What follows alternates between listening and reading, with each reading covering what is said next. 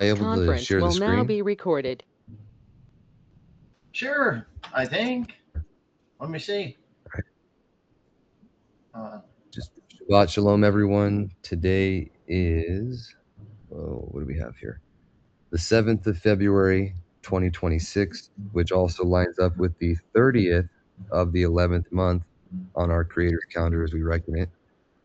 And please bear with us. This is a little bit different setup, so we're going to be doing things ad hoc here. But we're going to go over our Israelitish origin lecture number 2, I think is what everyone was okay with. Since things are a little different, we don't have everybody here, but am I able to share the screen, brother? are you? Well, tell me. Are you? Are you able to? There should be a share button down at the bottom. Okay, it says I have to open access and allow the Brave browser to share. Yeah. So whatever that is. I'm in the app, so I don't know. And I'm in the dark. I just have to, oh, hold on. Are we recording this? I can't share. Hold on. I just didn't put in my password right, so now it won't let me share. Let me try again.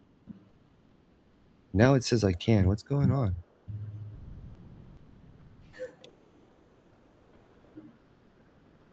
All right, we're going to do the entire screen. That works for me.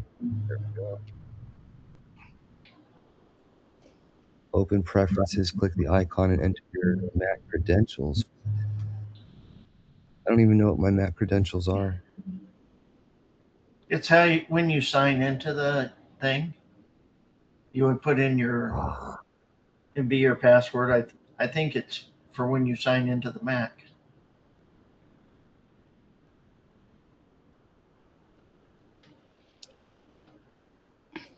Yeah, to The make sign Oh, yeah. keeps appearing on mine that I have poor network connection. So if I fade away, fellas, you'll know what it's about.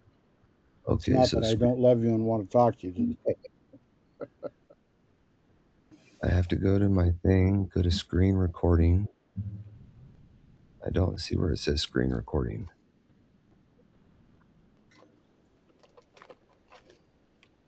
I'm trying to find it, you guys. I'm sorry. It's still recording all this, isn't it, too? This conference will now be recorded. Shabbat Shalom, everyone. We're gathered today on the 30th of the 11th month as we comprehend it on our creative calendar, which coincides with February 7th, 2026 on the Gregorian calendar. We're taking a little segue still from our reading of Deuteronomy. We didn't have our whole group here and kind of got surprised with my Zoom being expired, which I was not aware of. So forgive me for anything not working out quite the way it usually does. My fault. But we're going to take a little break from that and we're going to continue with the Our Israelitish Origins lectures. We've already done lecture 1 and 2, which covered some of the basics. And our late brother John Wilson, who gave these speeches, was pretty emphatic that the first 8 are very important and they help build the foundation for the rest of what he shares throughout these lectures that will be building on the foretellings in regard to the 2 houses and whatnot. So we have to learn this part first before we can grow into the others. The last lecture that we did covered the differences of the 3 branches of Noah's family, and we talked about that one there. I had just found the section in the Dead Sea Scrolls that covered a similar type of phenomenon. I believe that the science was called phrenology, and if anyone knows better, you can correct me. So I'm sorry about that. But the idea of the characteristics of an individual having an effect on their mannerisms or their disposition. It was a science that was believed and used back here at the time where John Wilson was alive. He was very prominent in it. and then it kind of fell out of use. Well, in the Dead Sea Scrolls, there is a few scrolls here, 4Q186 being one of them. The other ones are 4Q534 and 4Q561. There may be others, but they were found and they cover something very similar to this topic, where it covers physical characteristics and then what amount of light or darkness is in you in relation to them. So it's not really phrased the same way, but it is a very similar phenomenon that, at least in this capacity, is considered legitimate. I don't know enough about any of that to be an expert, so please don't take my word for it. You must believe everything that is written there. You should always check and make sure that it's actually the right language to begin with, and there are the right words translated into our language before making any decisions about things. But regardless of all that, it's only one witness that we have. I've never read any in any other part of Scripture, um, aside from some of the things mentioned, the foretellers about the prominence of um, certain things being seen on the face of those that were cursed. That might be a thing, but that's a difference. We won't get into it. Either way, this section, Lecture 3, is on the land of Israel, or Yisrael, if you will. And this is the title that we're going to read through first. Interesting scenes and objects to be passed in a voyage to the land of promise. Tyre, important transactions connected with land identified with Eden in Yehezkiel or Ezekiel 28 and 31. And you'll see here that the land of Israel, the whole land from the the east of the Nile and west of the Euphrates, was counted as Eden and called Eden in various parts of Scripture, including, as you recall, or if you remember, how it was portioned off to the three sons in Yobelim, where his land went up towards Eden in its right-hand corner there. But central position by land and water, meaning Israel, central relation to the British Empire, and all varieties of mankind. Description of it from Scripture and correspondent testimony of man. Present state, future renovation as described by Zechariah 14, Yahuel 3, Yehezkiel 38 and 39, and is that 47, and Yeshayahu 30, and Psalms 46. The land doubly lost and won.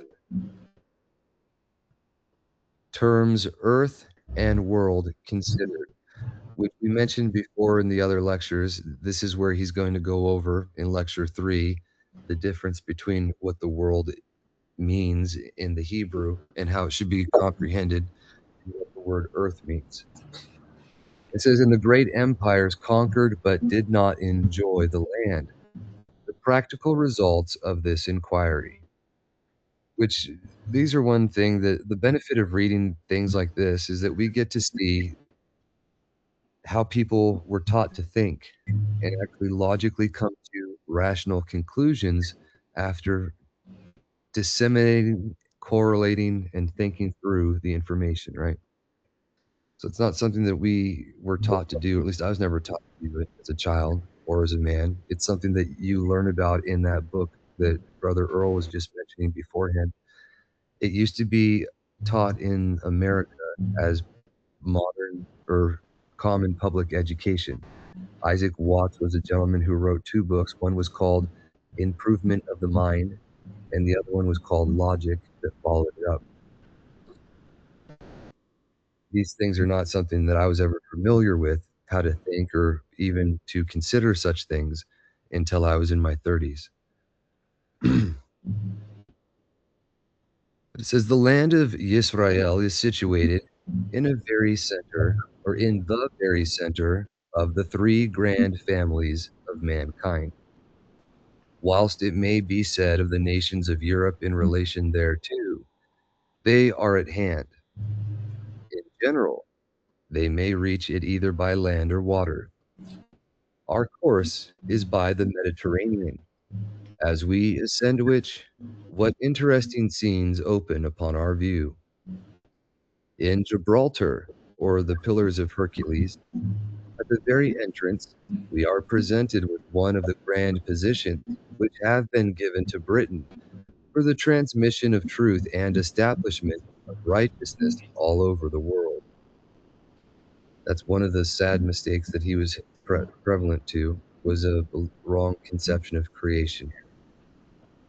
But again, I found that when his name was taken from us, we've also inherited falsehood because the truth was removed. It's a condition of reality. He is trustworthy even when we're not, or even when we're not able to be. But thankfully, he does not hold against us the things we are incapable of knowing. It says, alas, as regards the purposes for which they have been designed by the Elohim of Yisrael, these should have hitherto been so feebly occupied. Here also, in Spain on one side and in Morocco on the other, we behold the scenes of intense suffering and attempted deep degradation of our kinsmen, the Yahudi.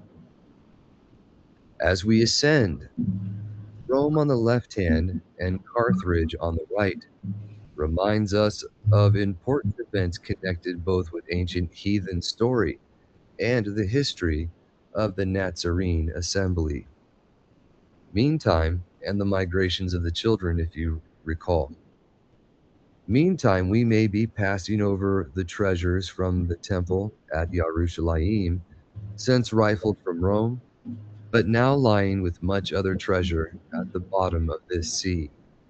And I've never heard of the treasures of Yerushalayim being wrestled out of Rome and dropped into the sea of the Mediterranean.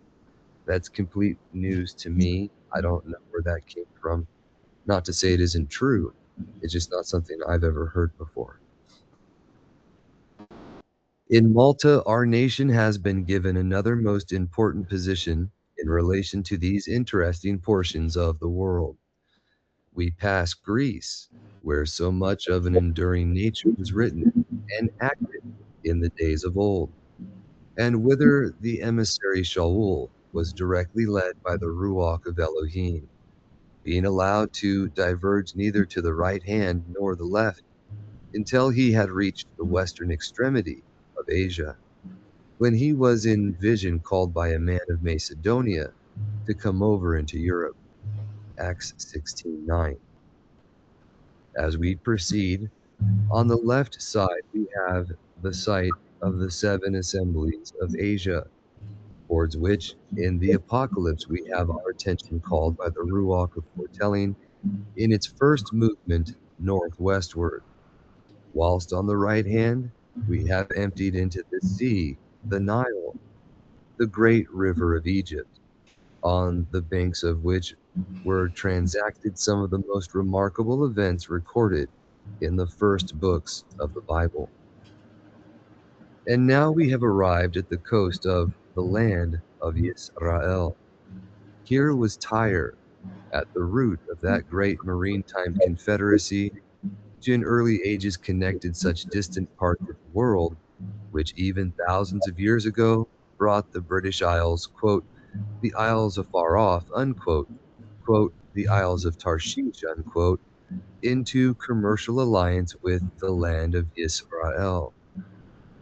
Now, I don't know how much he was familiar with the actual evidence of these things, but they knew they had historical records that the tin of Britain was supplying all of Europe and the Middle East for antiquity. They were getting it from the Hebrews that had been migrating there from the times shortly before the Exodus. You had migrations of Hebrews making colonies outside of Egypt, and within a few hundred years, they'd spread all the way to Britain. By the fourth generation after the fall of Troy, which was in 1181 BC, by the fourth generation, you had the Caledonians landing in what we call Scotland at Montrose, and you had the Brutus, the son of the, I'm sorry, when the righteous remnant of the Hebrews left Troy, you had the unrighteous remnant that was, part of them was killed, part of them was taken into slavery, and many of them left captivity. There's a book called The Ancient Line of the British Kings that was written in the Welsh languages, or it was in Welsh, and it takes the record of those Trojans that went into Italy. They joined with the people there, and within 3 generations, you had Brutus bringing some freed slaves over into Britain as well. A similar pattern. But the point is, there's evidence here of Hebrews being in these areas around the time of the reign of David or Dawid and Shlomo. Evidence of these things that he's mentioning here. We also have proof that they were as far as the Americas with the Los Lunas Decalogue Stone in New Mexico, the oldest 10 Commandments anywhere in the world written in Paleo Hebrew. And there's other inscriptions there. The copper mines were exhausted around 1000 BC in the Superior Lakes regions of America, North America. And if you recall, the copper was without weight or measure. They didn't have a number for the amount they had at the time. It was so much. The gold of Ophir has been traced. I know there are some people that say that Ophir is the Philippines. I've never actually found any historical records or anything talking about that. The only correlation is that they had a lot of gold. That doesn't make them the Ophir. It just makes them a people that had a lot of gold, though.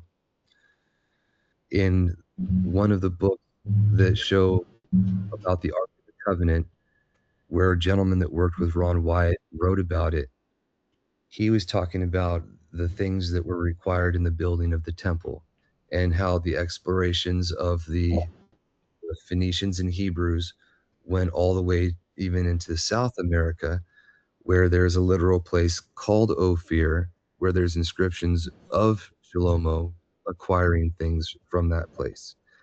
So we have that actual evidence, not to mention the fact that Peru is fruitful, Brazil is iron, and there are many other Hebrew names in the area there. But not to get too sidetracked here, I was just trying to point out there's other things that witness to the facts of what we can see he talked about right here. You don't just have to rely on his word for it. It says, into which the providence of Elohim was given the greatest facilities for transmitting the, quote, escaped, unquote, of Yisrael westward. Yeshayahu was at 46:19. And just one more thing in context there. When I forgot what I was going to say. I was thinking when I'm hearing some background noise. I'm sorry. I don't know if the mic might be on, but either way, when the children had left, there we go. That's what I remembered. The sons, and this is something that we'll get into later on. But the two sons of Yahuda through Tamar were the ones that were eligible for the kingdom. It passed to Pharez first, the one who was the breach, and then the promise and fulfillment was transferred over to the line of Zerah later on when Zadik Yahu's daughter was taken by Yirmiyahu over to Ireland, and she married the son of Zerah, and her children continued the line of Dawid through his male line instead of Pharez's male line. That's all foretold and talked about, and we'll get to it in time there. But I just want to back up a little bit. The city states that were founded, like Troy, the city of Attica, which these places, not Troy, but Attica, Athens, these cities existed before the Hebrews came and recolonized them. They were sons of Japheth and Ham that had intermingled.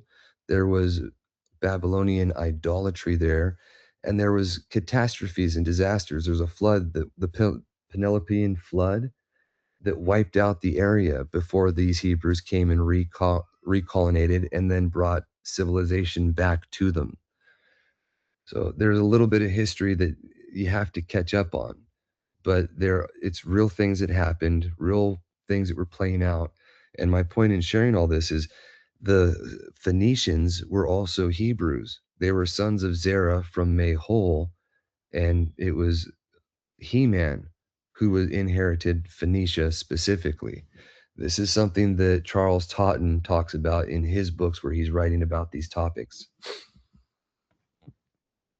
But to continue here, it says, just as Assyria was appointed to carry into captivity the body of the people northward, Yeshayahu 10:5-15.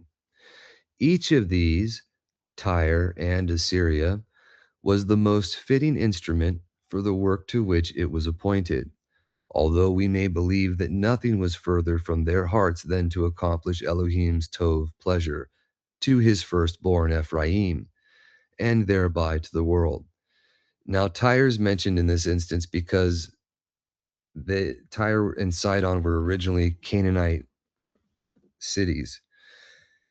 The people that took them over, in their own histories, it mentions that one of the cities was captured and the other one was purchased by the foreigners that took it over and kept the names. But those people that took it over and kept it were of Hebrew origin. They left before the exodus of Moshe. They did not get the covenant at Mount Sinai. They were not partakers of the kingdom in the land. They were separate from them, but they were in fellowship with them. You see that very clearly in the book of Gad the seer, but even in the foretellings and in the history in the Bible, you can see that they were not Canaanites because they were not wiped out with the Canaanites. They made a league with them. They were in league with them, which was prohibited to do with the Canaanites, and they were never an antagonist against the children. It was only when they stopped their brotherly love or their brotherly union with Israel that they were judged for it, and that's even mentioned by the foretellers. It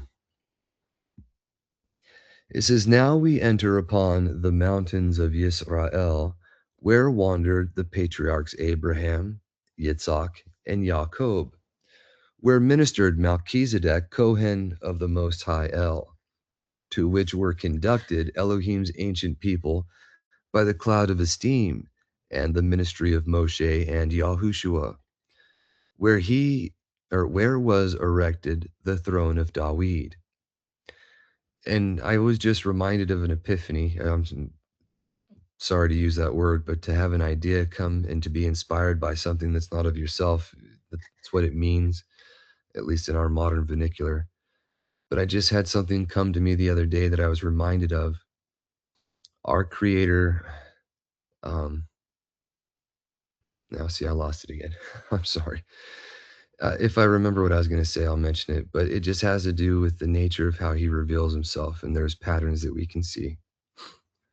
But I'll continue. It says, where was erected the throne of Dawid, where was reared the temple of Shalomo, where the foretellers delivered the counsels of Yahuwah, where the high Kohen of the nation was allowed to come into the presence of the El of Yisrael, where in our very nature Yahuwah of esteem himself condescended to tabernacle among men. Now, I'm convinced that if he knew better, he would be using our Creator's name here, because this title, Yahuwah of esteem, is the one where it's mentioned in Exodus, on the one who came down at the top of the mountain. As I've tried to mention before, it is our Mashiach who is the bridegroom. He's the one that gave us the covenant that the children said, as he said, so we will hear and so we will do, 3 times. Just as when he came and Pontius Pilate brought him before the people and the people rejected him 3 times. It is the same one. There is no difference. The one who appeared in the burning, flaming fire the first time came as a man. That is absolutely true. The thing that we have to keep in mind is he is not his own father, right? He was sent by the Father. But anyways, this is a title for him. And as you can see, John Wilson uses that correctly. Even though he's not using his name, the name of Yahuwah here, that's what should be written. That is what the third commandment says. And our Messiah is the one to whom that name was given by inheritance. It's him we blaspheme when we don't use that name, as well as the Father. A lot of people overlook that part. But you go to Genesis 19, there's two Yahuwahs mentioned. The Father giving all power and authority to his Son. Right? And then you go back to Yahukanon, I believe it's 14, 17, where he says, and I've shown them your name, which you have given me. He says it twice back to back that the Father gave him his name and that he comes in his Father's name. So, ob willing, you can see that those things are plainly said by the truth and they play out right here. Men can discern and know these things. It says in the scriptures that he's made his name known and he will make it known so that the love that is in him will be in us. But we'll go ahead and continue here. It says, Yahuwah of esteem himself condescended to tabernacle among men, where the great atonement was offered, whence our great high Kohen, quote, ascended up into the set apart, or the Kadosh Kodashim, or the holiest of all, unquote, and upon which so copiously descended, quote, the former rain, unquote, when having, quote, ascended up on high, he received gifts to give unto men, yea, for the rebellious also, that is, the backsliding house of Yisrael, that Yahuwah Elohim might dwell among men. And that's from Psalm, what is that, 48:18. This is a little bit different. It's more of a mix of the translations there, but in the Masoretic text, it says that he ascended on high, he took captivity captive, and gave gifts to men.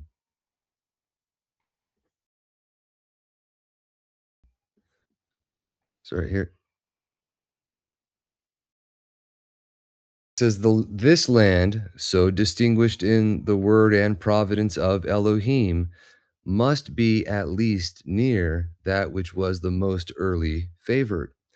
It seems worthy of remark that both Tyre and Assyria are spoken of in Scripture as bordering upon, quote, Eden, the garden of Elohim, unquote, and the land which bordered upon these two states in common, being situated between them, was the land of Yisrael, so marked as the theater of Elohim's grand manifestations to man.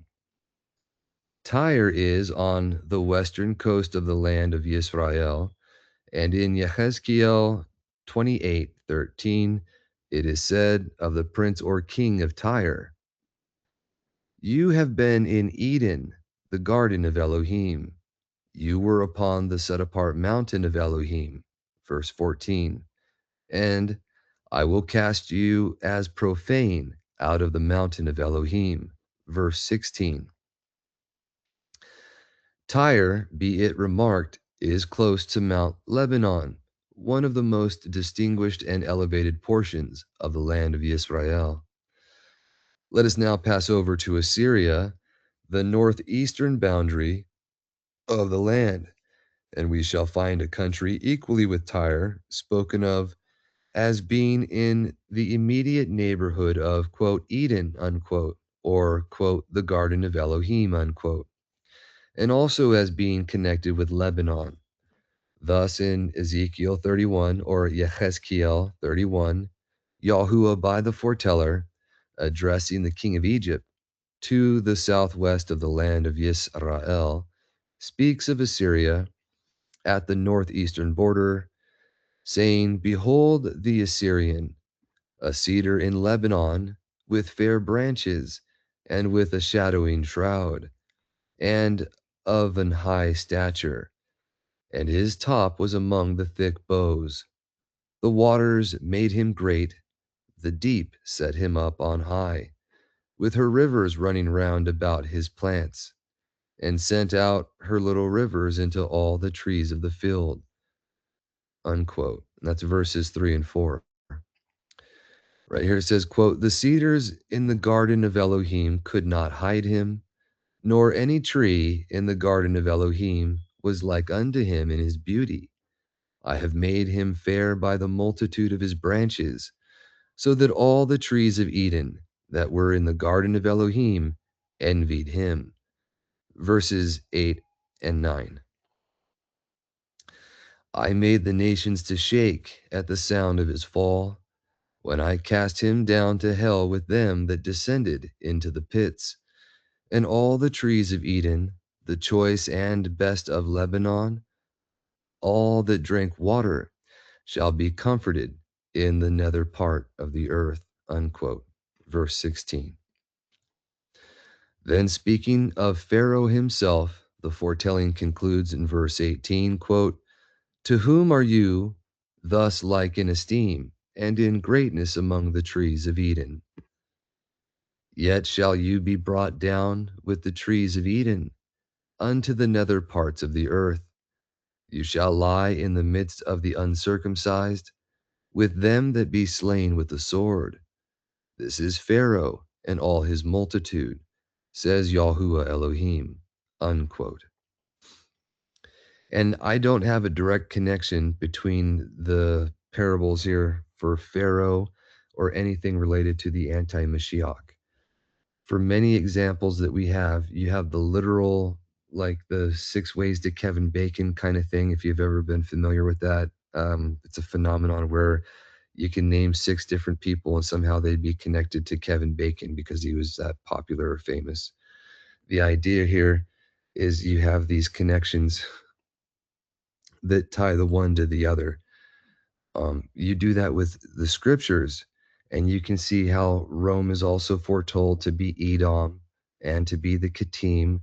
They're mentioned in the parables or in the Peshars of the Dead Sea Scrolls as being Bashan in foretelling, and the king of the Kittim like Carmel, which are reiterating other foretellings and applying them to the Rome and the kings of Rome at the time exclusively. I don't know of any direct parallels that connect the Pharaoh with Rome in that capacity, although you have so many other connections. You do have the illusion, and the same things with the Assyrian. With the proud one or the Assyrian, you have the one that did the torture and the horrible things that they used to do when they would take over city states. It's how the Assyrians would kowtow people into compliance. It was carried on in a type by the inheritors of the Babylonian system there with Rome, where they did their inquisitions. So you can see the pattern there. But the direct connections are not as strong, although there are some references to the Assyrian. I have found none with Pharaoh. The only connections between the use of Pharaoh and what you see with the anti-Mashiach or anything related to today is in parable form only. If there were explanations in his word, plainly said or stated somewhere, I don't have them anymore. They're not, or we don't have them that I'm familiar with. But in the parable, and you do have this in 4th Ezra, you have the 3-headed eagle, which is the 4th beast vision of Daniel's vision, given more clearly to Ezra. And that covers some of the details of what we also find in Genesis, where you have Yahusuf sold into slavery by his brothers. He's mistreated for a while, brought up into the house of his servant, and then thrown into prison, mistreated for a while, and then he comes out and he's at the right hand of Pharaoh, second in command, and he causes all land, all wealth, and all men to come under the purview of Pharaoh. And that very type is a foretelling of what would happen with his children, Ephraim and Manasseh, or Great Britain and America, and how they've been used by Rome since after the Reformation to subdue the world back to the papacy, right? The little horn. But that's the only reference that I have the connection for. So we do have two witnesses, as you can see, the fourth Ezra and the Pharaoh parables there, but nothing's clearly explained. You have to look at history and extrapolate those by looking at everything that's gone beforehand. I don't like operating that way when there's only one witness. You cannot just rely and say that must be it. And when it comes to the Pharaoh, the only witness that we have of it is what's in the plain text and what's written, and then in fourth Ezra's vision and how that plays out in history. It's not actually explained in detail in a way that they connect. So when we get to the ones about the Assyrian, you'll look at those foretellings and you'll see how it plays out, and you can see the parallels of what was happening to them there and how that was relating to what would happen with their children in history later on. But right here it says, I already read this part, I think. It says, under the nether parts of the earth you shall lie in the midst of the uncircumcised, with them that be slain with the sword. This is Pharaoh and all his multitude, says Yahuwah Elohim, unquote. Thus are the trees of Eden and the land, and of Lebanon spoken of, and the cedars of Lebanon are the council of his community in the Dead Sea Scrolls. It mentions them in the foretellings in the Psalms, like the righteous are like the cedars of Lebanon or the palms. There's allusions to them, and then the explanation is directly in the Dead Sea Scrolls for how it's meant in a parable. Just to consider. It says, as if the same thing were meant by either expression, and thus is the case of Assyria illustrated to Egypt by imagery derived from the garden of Elohim, which, as we suppose, lay between them, the vine that he planted for himself, right? And the advantages of which highly favored position they both in part enjoyed.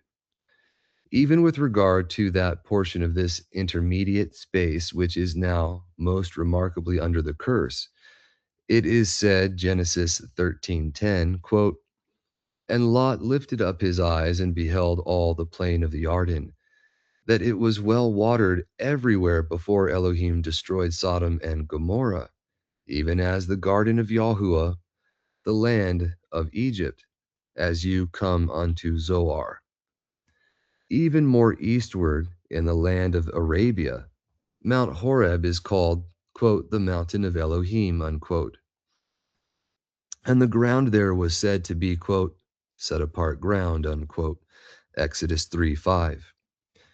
There, Yahuwah condescended to speak with man, and there the Torah or law was promulgated and the tabernacle set up.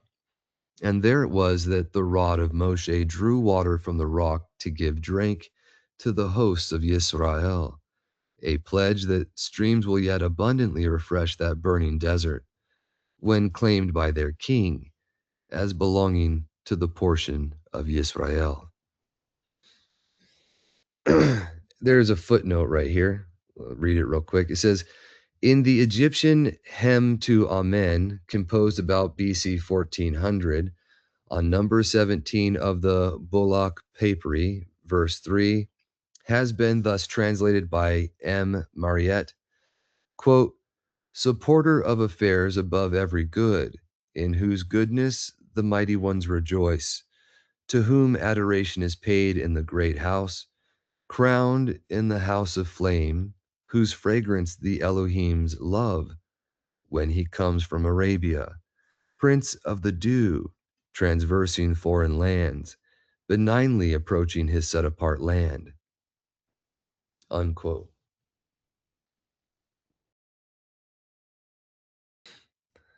So that's an Egyptian hymn that happens to mention the set-apart land as the land that's before the sun goes through it before coming into Egypt, right? But as being situated between Assyria and Egypt, the land of Yisrael is most centrally placed with regard to all other lands. On the side of Egypt, all Africa being stretched out from it to the south and west. On the side of Assyria, the still greater portion of our, it says hemisphere in Asia, but the hemisphere idea is that you live on a ball, which is not, it's demonstrably proven not to be true. Water finds its own level. It doesn't curve, but we'll move on from there. It says, and on the side of the Assyrian, still greater portion of our hemisphere in Asia, and Europe, on the other hand, from every part of which it is not too much to suppose that highways will yet be cast up, whereby an easy conveyance will be prepared for all to flow unto it. Quote, to the name of Yahuwah, to Yerushalayim, unquote. Yirmiyahu 3:17. Hither these highways can most conveniently converge, supposing them to reach out unto Africa. See, quote, title deeds of the Holy Land, unquote, page 96. And this is another work that was done by John Wilson here. It's the only one I could not find readily available where I can just download it on the internet. It is where I can look at it, but I believe it's on Google, but I can't get it to download. I'm still trying to find it. Or it could be that I have to buy a hard copy. I'll have to check again. But westward by the Mediterranean, Syria and Palestine have not only a connection by sea with the coasts of Africa and Europe, but also with the great Atlantic Ocean, and thereby with America, the more distant portion of our world or land to the west. South eastward of the land, we have the Red Sea, by which we reach out to the great Indian Ocean and thereby gain Australia and New Zealand, the counterpart of South America, as the islands northward are of the India Islands, and as the eastern part of Asia. If separated from the westward portion, would be the counterpart of North America. Beside these, we have the Persian Gulf stretching out to the coasts of India and China. We must indeed see that the land of Yisrael is most centrally placed, specifically from where the children branched out from all of mankind, stemmed from generally the mountains of Eratu, or the Turkish-Iran border. There is where they had originally landed, and they kind of spread out from there.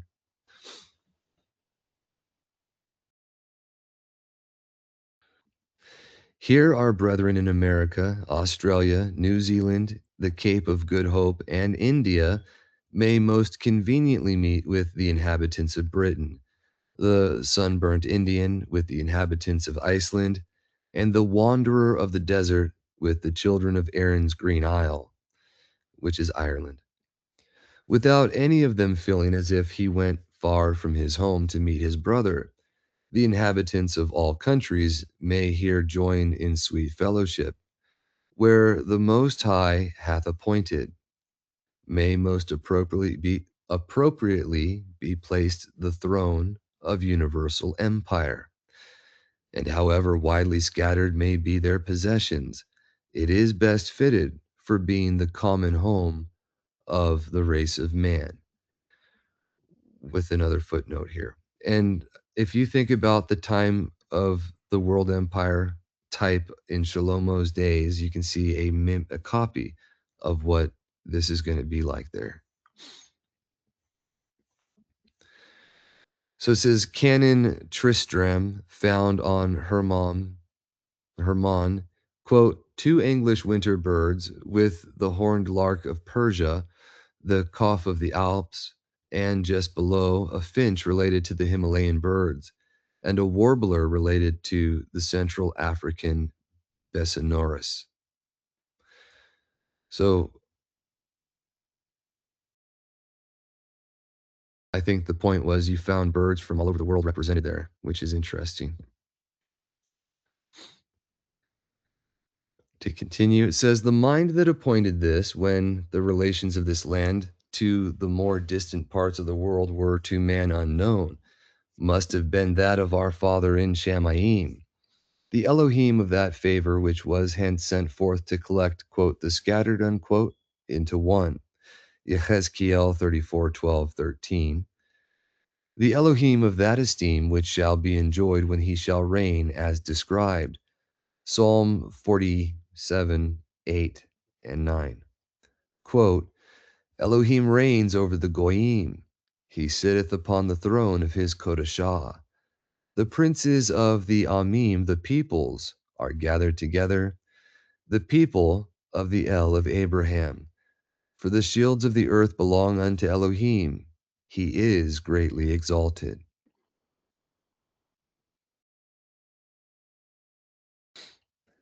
This is and it's the shield of belief, right? I just thought about that. The believers, the sword of truth, the shields, the believers of the earth belong unto Elohim. That is true. He is he is greatly exalted.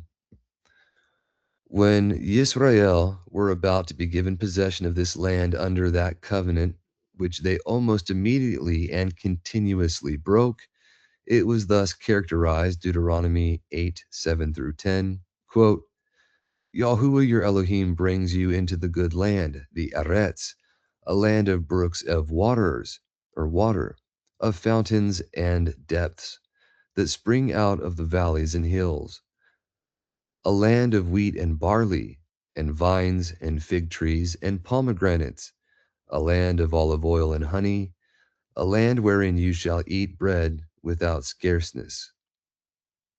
You shall not lack anything in it, a land whose stones are iron and out of whose hills you may dig brass.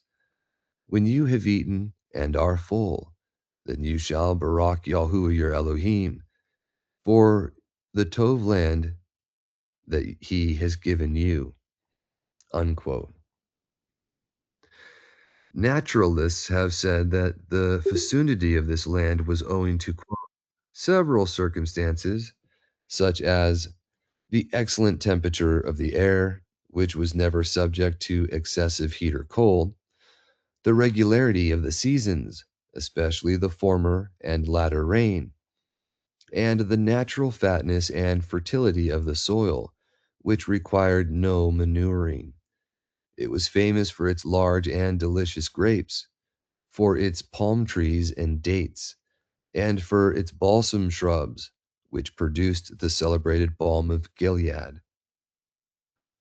For the constant verdure of its fruit trees, its citrons and oranges, its vines yielded grapes twice, and sometimes thrice, in the year.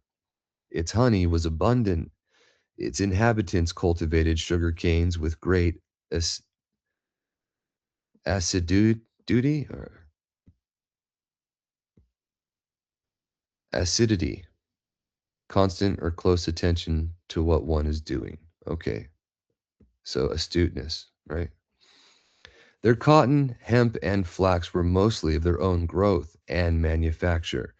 So they were industrious people, right? Something that we've been taught not to do. Its vicinity to Lebanon afforded them an ample supply of cedar, cypresses, and other stately and fragrant trees. They fed large herds of cattle and flocks of sheep, and their hilly country afforded them not only variety and plenty of pasture, but also abundance of water, which descended thence into the valleys and lowlands, which it fertilized. They had plenty of fish, and they had salt, which Galen affirms to have been preferable to any other. The fecundity of Palestine was or has been extolled even by Julian the Apostate, who frequently in his epistles mentions the perpetuity, excellence, and abundance of its fruits and produce. Unquote. Ray's Cyclopedia. Such was the land, even after it had lost the bloom of Eden. But now the visible effects of the divine displeasure, or of Elohim's displeasure, have been so long upon it that the far greater part is reduced to a mere desert. And the author who supplies the foregoing description concludes by saying, quote, if we were to judge by its present appearance, nature itself has rendered it incapable of cultivation, unquote. This is exactly correspondent to what was foretold would be the case during the scattering of, quote, the set apart people, unquote. Leviticus 26:43. Quote, the land also shall be left of them, and shall enjoy her Sabbaths, while she lies desolate without them, unquote. Immediately before this, verse 42, Yahuwah says, or has said, quote, then will I remember my covenant with Jacob, and also my covenant with Yitzhak, and also my covenant with Abraham will I remember, and I will remember the land, unquote. Then will that land which has indeed been made, quote, utterly desolate, unquote, be again and far more abundantly found blooming with beauty and teeming with plenty.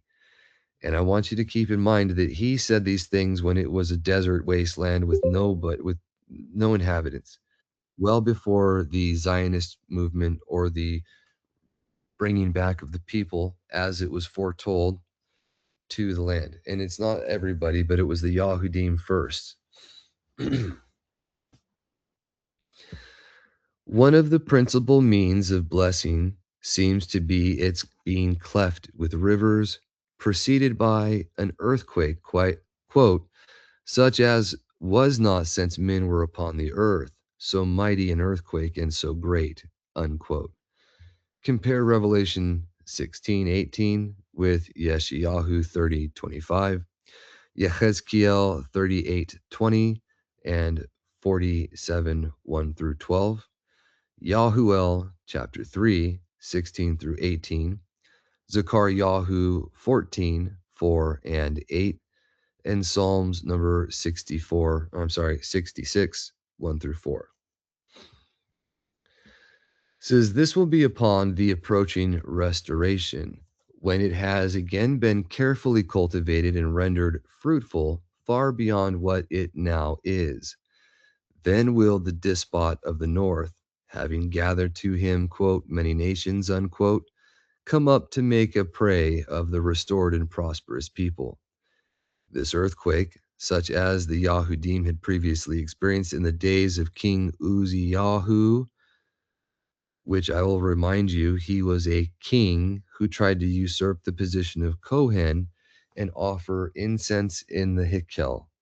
When that happened, the earthquake happened, and when light struck his forehead, when the earthquake happened, he had leprosy appear on him. But I believe that the events that led up to the earthquake are also important, that because they lead up to the other earthquake that precipitates his return. Now, I can't prove this for sure, but I'm of the inclination by reading these things that if Rome was to ever have a third temple experience and to try to officiate any type of things in the land in a blasphemous usurpation, that would be the camel that, or the straw that broke the camel's back. And that could be the cause of his returning, setting his feet down, and causing that earthquake. But that's speculation. I do believe it's likely because it's correlating that earthquake with this event right here. And if you want to see what happened, you have to look in Josephus. The account isn't in the Bible, as far as I recall. If it is and I'm mistaken, you can feel free to correct me. But if I remember right, this is one of the instances where you have to look in Josephus to find out what transpired that caused the earthquake. This is this earthquake, such as the Yahudim had previously experienced in the days of King Uzziyahu, although disastrous to the enemy, will be the cause of blessing or baraka to Yisrael. And it's at this earthquake that Ron Wyatt believes that the Ark of the Covenant will be made available or revealed again to the world, but not moved from its spot. The land is to be lifted up, and the valley into which the Mount of Olives had been rent is to be the bed of the river, which, like that of Eden, is to go forth eastward to water the garden of Elohim. Thus it is said in Zechariah, and there used to be a river. I don't know if you all had been familiar with it, but when we were looking at the four river heads that came out of Eden, you can see a picture of four inflowing rivers in the north center. But that was not what's actually described in Genesis there. It's talking about the land around the Middle East. There's just one or two rivers that you can't find anymore. One of them goes directly from where modern day Iraq west, right over towards Palestine there, or the land of Israel. But it's a dry riverbed that you can only find gems and shells and whatnot on. It doesn't flow right now.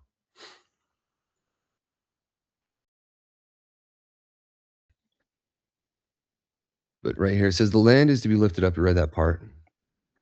And it says, thus it is said in Zechariah 14, 8 through 10, quote, and it shall be in that day that living or running waters shall go out from Yerushalayim, half of them towards the former sea, as flowing in the valley eastward, and half of them towards the hinder sea, or the one behind the Mediterranean. In summer and in winter shall it be, meaning ever flowing waters, and Yahuwah shall be king over all the earth.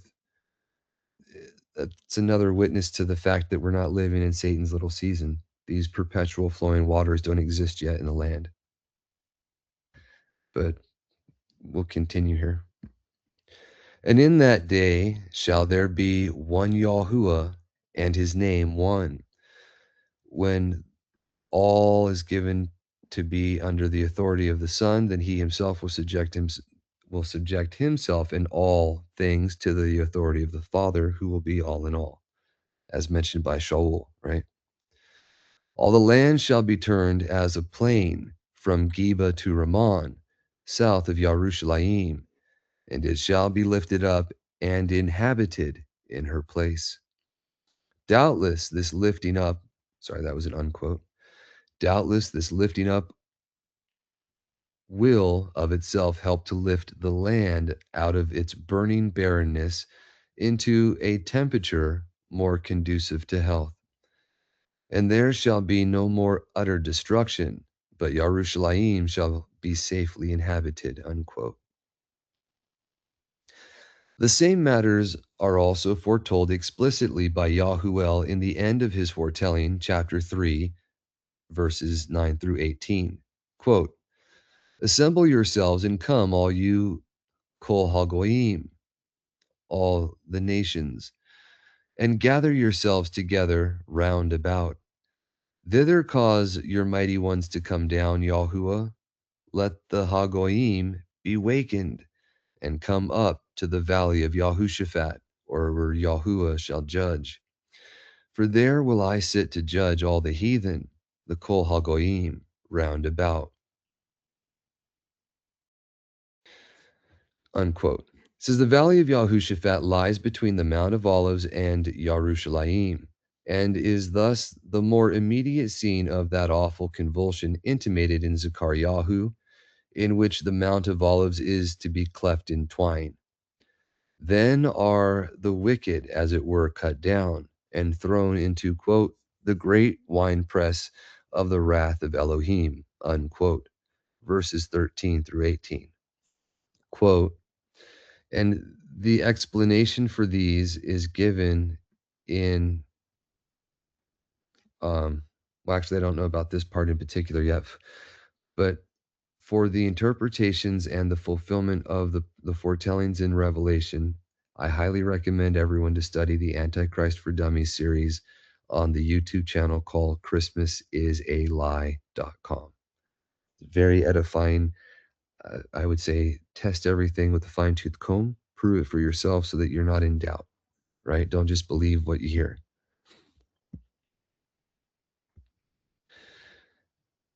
It says, and Yahuwah shall also roar out of Zion, or let me back up, sorry. It says, "Put you in the sickle, for the harvest is ripe. Come, get you down, for the vats overflow, for their wickedness is great. Multitudes, multitudes in the valley of decision." And I'm sorry, this is in Yahuel. This isn't in the book of Revelation, but there is a section that talks about the sickle and the ones with it, which is actually a picture of the twins. They hold the sickle in their constellation for one of them. You'll have to look into that, but it's part of the two witnesses and the foretellings in regard to them, as well as Arcturus and the alignment of the stars when the Great Awakenings and the Reformation were happening. So please forgive me about that, but this is a different foretelling. This is a type of it, though, because you have the putting in the sickle here, which alludes to that kind of thing. But it says, "Put you in the sickle, for the harvest is ripe. Come, get you down, for the vats overflow. For their great wickedness is great. Multitudes, multitudes in the valley of decision. For the day of Yahuwah is near in the valley of decision. The sun and the moon shall be darkened, and the stars shall withdraw their shining. Yahuwah also shall roar out of Zion, and utter his voice from Yerushalayim. And the Shamayim and the earth shall shake, but Yahuwah will be the hope of his people, and the strength of the children of Israel. So shall you know that I am Yahuwah your Elohim, dwelling in Zion, my set apart mountain. Then shall Yerushalayim be set apart, and there shall be no strangers pass through her any more. And it shall come to pass in that day that the mountains shall drop down new wine, and the hills shall flow with milk, and all the rivers of Yahudah shall flow with waters, and the fountain shall come forth of the house of Yahuwah, and shall water the valley of Shittim. Unquote. The same river and the paradisical character, the paradisical, like the paradise-like character of its banks, are still more minutely described in Yechezkiel 47 as the preceding events connected with the destruction of the despot of the north and all his multitude at the time of the great earthquake and grand deliverance of Israel are described in 38, 20, and 21, and 39, 21, and 22. Quote, "All the men that are upon the face of the earth shall shake at my presence, and the mountains shall be thrown down, and the steep places shall fall, and every wall shall fall to the ground. And I will call for a sword against him throughout all my mountains, says Yahuwah Elohim. Every man's sword shall be against his brother." Unquote. Then quote, "And I will set my esteem among the Goyim, or the Hagoyim, the Bagoyim, sorry. And all the heathen, or Kol Hagoyim, shall see my judgment that I have executed, and my hand that I have laid upon them. So the house of Yisrael shall know that I am Yahuwah, their Elohim, from that day and forward." Unquote. The same things are frequently adverted to in Yeshayahu, as in chapter 30, 25, and 26. At quote, "And there shall be upon every high mountain, and upon every high hill, rivers and streams of water, in the day of great slaughter, when the towers fall." Unquote. Here it is added that a wonderful change shall also take place in the atmosphere, so that, quote, "the light of the moon shall be as the light of the sun, and the light of the sun be sevenfold, as the light of 7 days, in the day that Yahuwah binds up the breach of his people, and heals the stroke of their wound." So also speaking of the great deliverance of Yisrael, it is said, chapters 33, 20, and 21, quote, Look upon Zion, the city of our solemnities. Thine eyes shall see Yerushalayim, a quiet habitation, a tabernacle that shall not be taken down. Not one of the stakes thereof shall ever be removed, neither shall any of the cords thereof be broken. Unquote.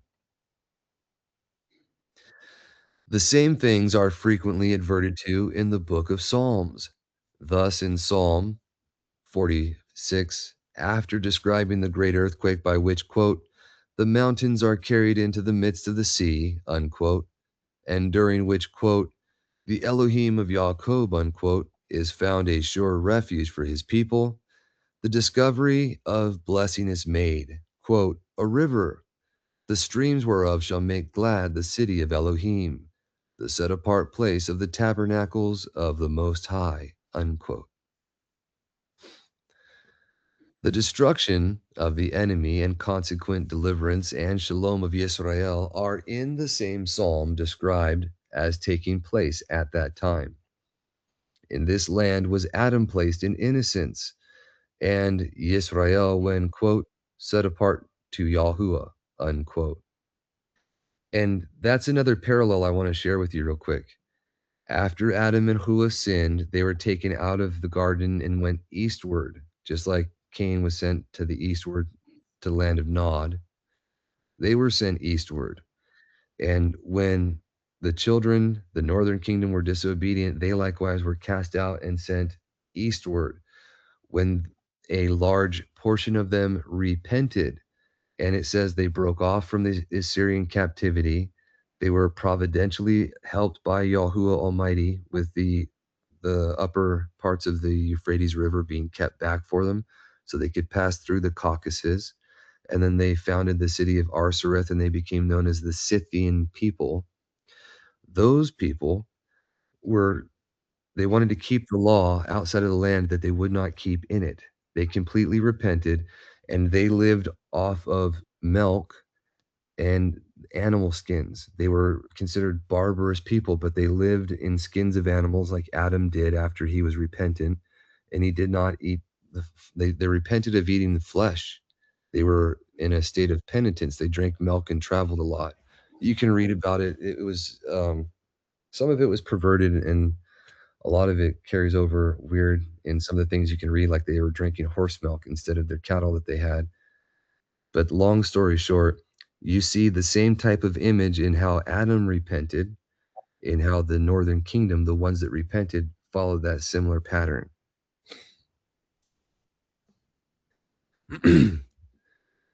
This is, in this land did both Adam and Yisrael break the covenant whereby they held possession, and thence were they both driven out, or driven, till the common ground, or sorry, and thence were they both driven to till the common ground.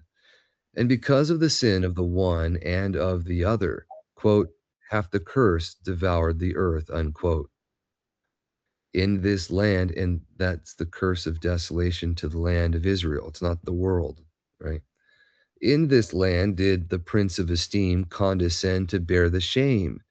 Here will he condescend to bear the esteem, and sway his scepter over the renewed earth. As yet will be accomplished that which is written, Yeshayahu 2 through 5, quote, and it shall come to pass in the last days, the mountain of Yahuwah's house shall be established in the top of the mountains, and shall be exalted above the hills. And all nations, Kol HaGoyim, shall flow unto it.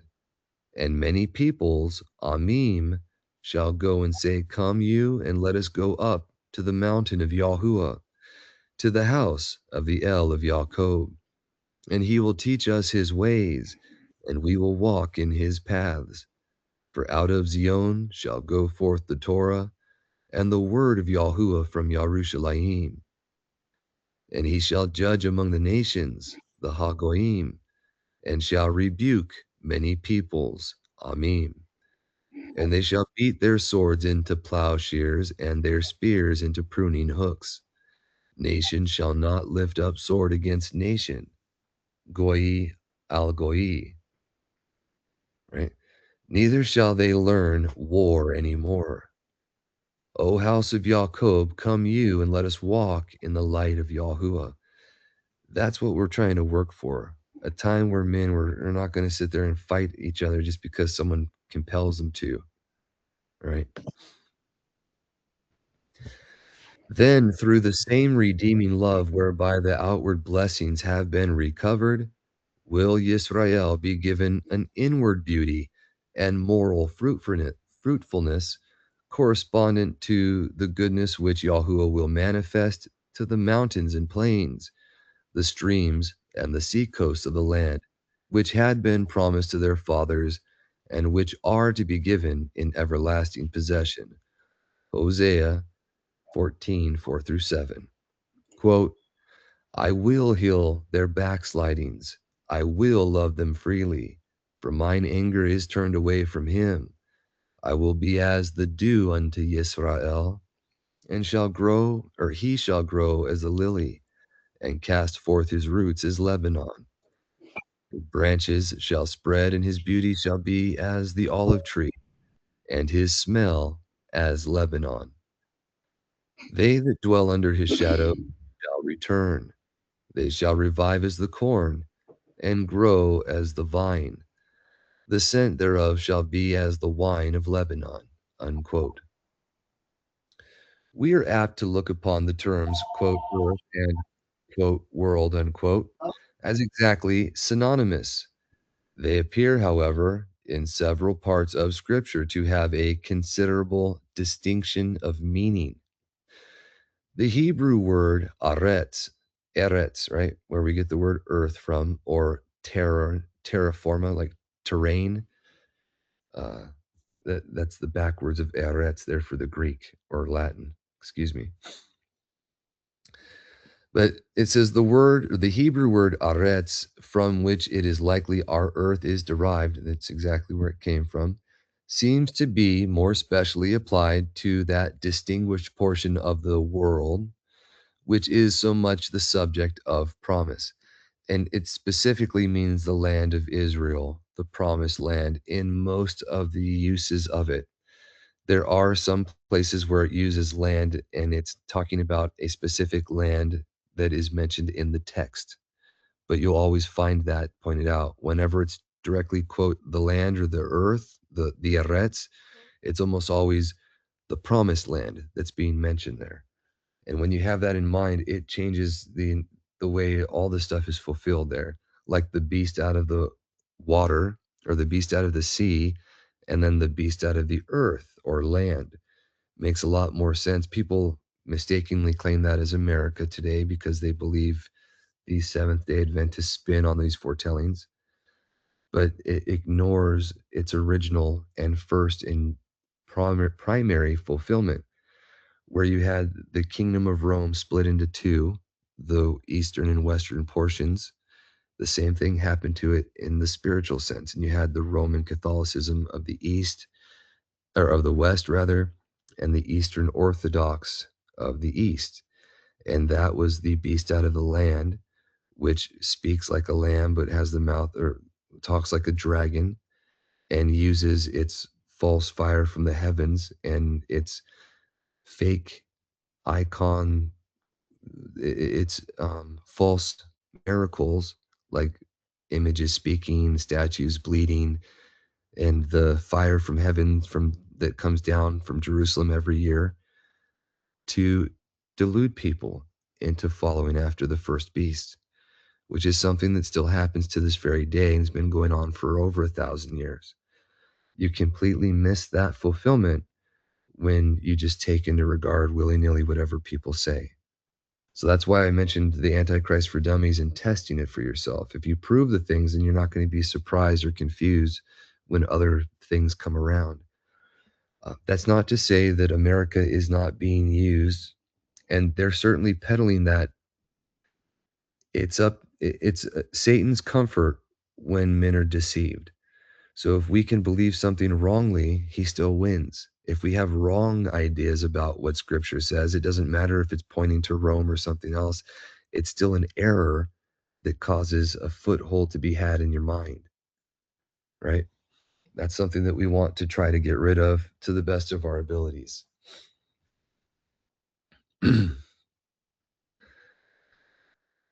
says the term Thavol or Tubal, right? It's where we get the word table as well, or world, seems not to be so applied except when the other parts of the world are meant also to be included. Excuse me. And that Thavel or Thabol is where we get the inhabited land, all the world of the world that is inhabited by people. It says the two are distinguished both as to creation and redemption. In Psalm, what is that, 92? Sorry, in Psalm 90, verse 2, Elohim is said to have, quote, formed the earth and the world, or the inhabited lands, unquote. And in Psalm 24, referring to Yahuwah's return, when he comes to claim his own, it is said, quote, the earth is Yahuwah's and the fullness thereof, the world and they that dwell therein, unquote. It is upon the, quote, earth, unquote, more especially, that the physical changes preparatory to the establishment of the millennial kingdom are to take place. As intimated in Yeshayahu 24, the Eretz, earth or land, will be dreadfully convulsed, after which the dry deserts will be found well watered and blooming with perennial beauty, meaning yearly its renewed beauty.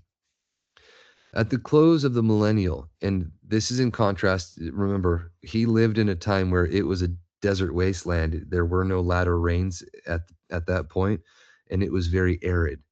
Today, the land is quite different from when he was talking about because the Yahudim had been allowed to return. And there's actually a time where the latter rains were returning as a precursor for the return of the people. So it was a phenomenon that was not even possible until literally Yahuwah allowed it through changing the weather. It says, at the close of the millennium, not only will the barren land have been thus recovered from barrenness, but great revolutions having also occurred in the world abroad, the very sea will be made to give way to scenes of greater beauty and more full of tovim or goodness to man. Then, as is expressed in Revelation 21, verse 1, quote, there shall be no more sea, unquote. And that's explained by Josephus as not that there would be no waters, but it would no longer be difficult for men to pass on it. You'll be able to walk on water and fly. So it's not going to be tumultuous seas that are a tempest and dangerous for you. It is before that time of the world's entire recovery and at the commencement of the millennium that the land of Israel is to be so entirely changed, which it is intimated, Hebrews 11, 8 through 16, was clearly comprehended by the patriarchs. Abraham is there said to have been called to, quote, go out into the place which he should afterwards receive for an inheritance, unquote. And, quote, he sojourned in the land of promise as in a strange country, unquote. Which is true. He was promised land at a future time, and he never took possession like he owned it. He bought what he used for his burial as a sign, and it was not given to them until the children came in. It was indeed the land of promise. The time was not yet for possession. To the patriarchs, it was as yet only, quote, a strange country, unquote, wherein at the time they sought no permanent dwelling. And there Abraham, with Yitzhak, heirs of the same promise, dwelt in, quote, tabernacles or tents, unquote. Abraham looked for something further than was yet in the land.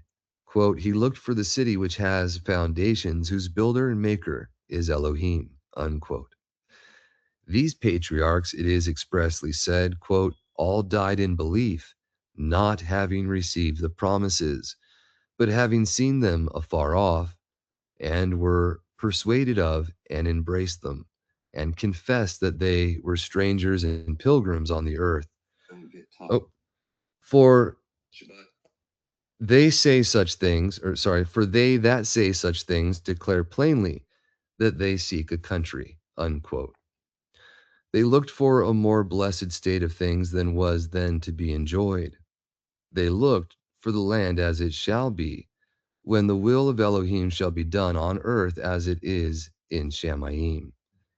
Quote, they desired a better country, that is, a heavenly, wherefore Elohim is not ashamed to be called their Elohim, unquote.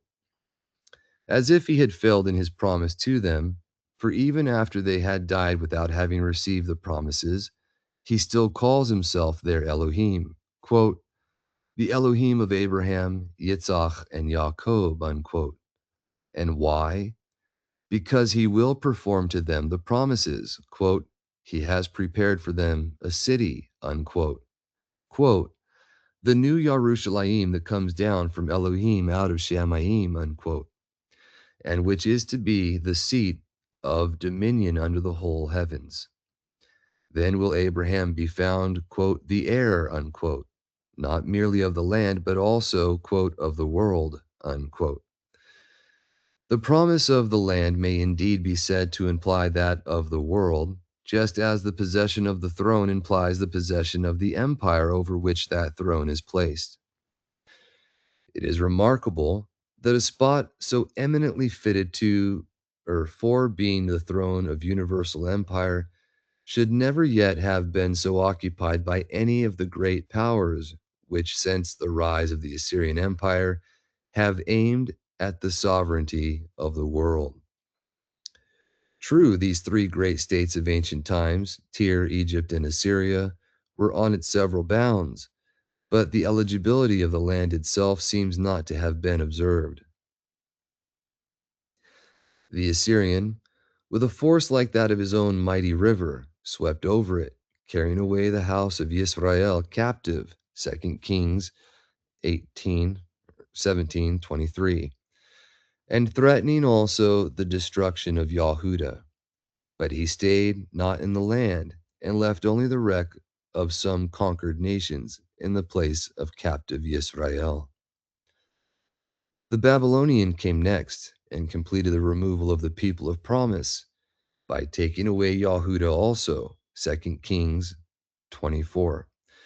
But he seems not to have thought of occupying this splendorous position, from which to issue his arbitrary mandates to, quote, all people, nations, and languages that dwell upon the face of all the earth.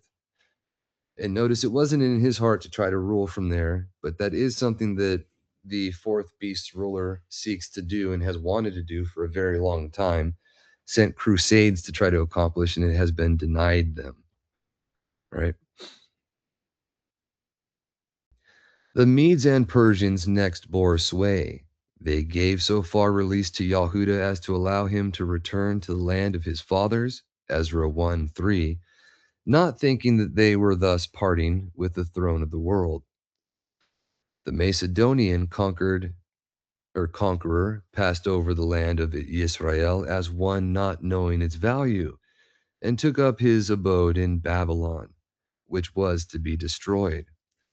Three of the great kingdoms into which his empire was divided bordered upon this land, north, south, and east.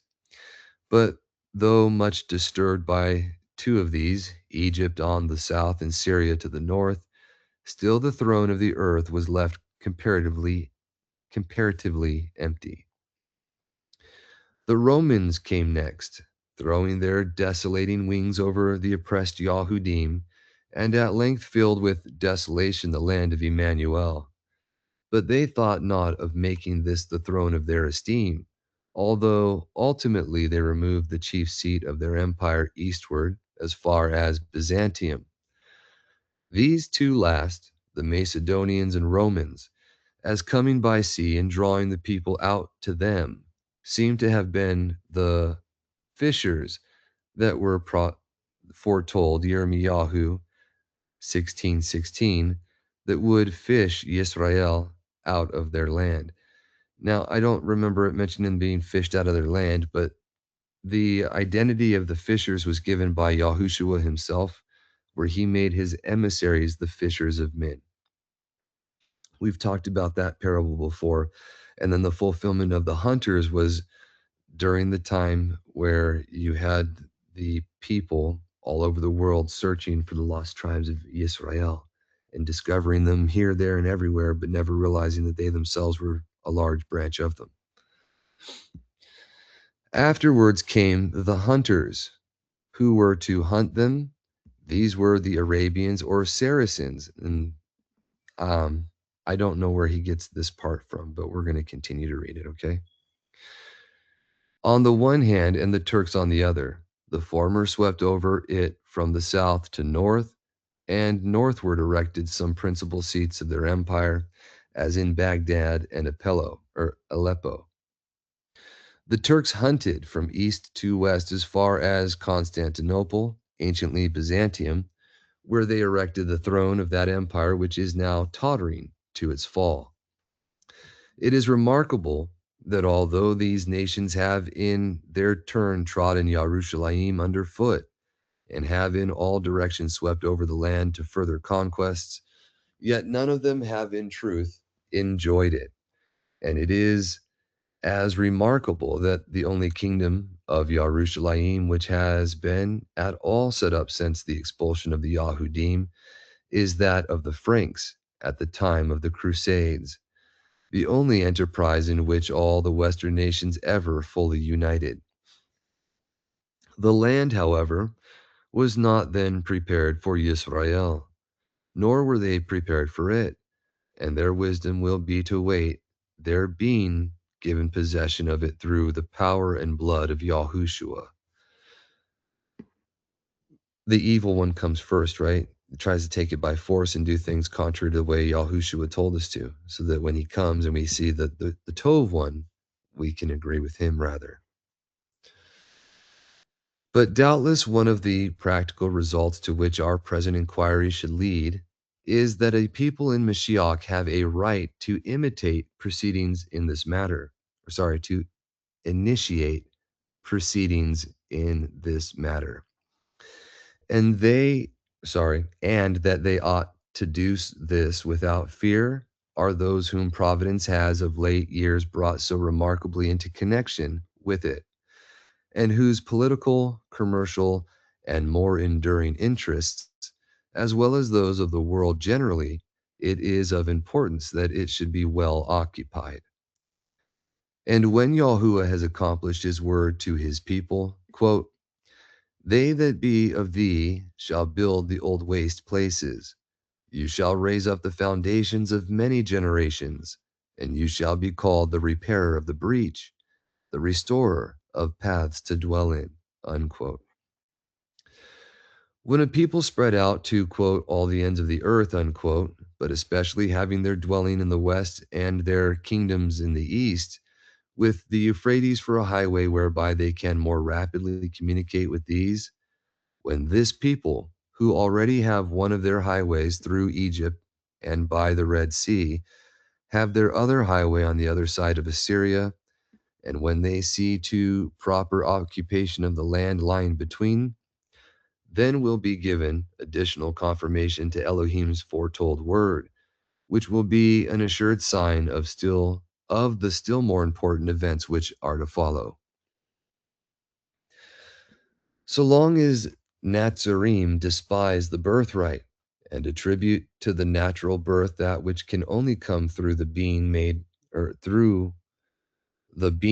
one with the Son of Elohim, so long must there be comparative darkness. Meaning, so long as we look at the Yahudim in the land as the chosen people, even though they reject our Mashiach, and it clearly says that if you reject the Son, you do not have the Father, right? We're going to be blind and dark in our comprehension. But when you realize that there's two houses, there's two uses of Yahuda, there's the northern kingdom and the southern kingdom, and all of us were carried away. There's a lot more involved in it. Then you can start to open your mind to the truth of what he's trying to share us, right? But he says, so long must there be comparative darkness, confusion, and weakness. But let the men of Ephraim in Mashiach exercise the right of the firstborn, Yirmiyahu 31:8, for the benefit of the whole household of Elohim. And then comes the fulfillment of that word in Yeshayahu 18:3, quote, all you inhabitants of the world, Taval, or Thaval, and dwellers on the earth, Aretz, see you, when he lifts up an ensign on the mountains, and when he blows a trumpet, hear ye. Unquote. Then will Yahuwah, quote, set up an ensign for the nations, the Goyim, and assemble the outcasts of Yisrael, and gather together the dispersed of Yahudah from the four corners of the earth, or Aretz. Yeshayahu 11, verse 12. And I believe that is it for this one. Yeah, that was the lecture 3. So thank you all for your time. You have a wonderful day. Hopefully this was edifying for you. And we will continue with this sometime. Hopefully we're going to be doing readings through the week again. And we'll pick up on that. But we're going to be getting back to the scriptures as well. So just stick with us. We've got more information coming. And if there's anything that anyone wants to talk about, anything that you'd like to cover, or things that you're curious about on things we have covered, don't hesitate to ask. You can put it in the comments, or you can bring it to my attention in however ways you please. But you have a great day. Shabbat shalom. Great week ahead, and we will talk to you next time. Shalom.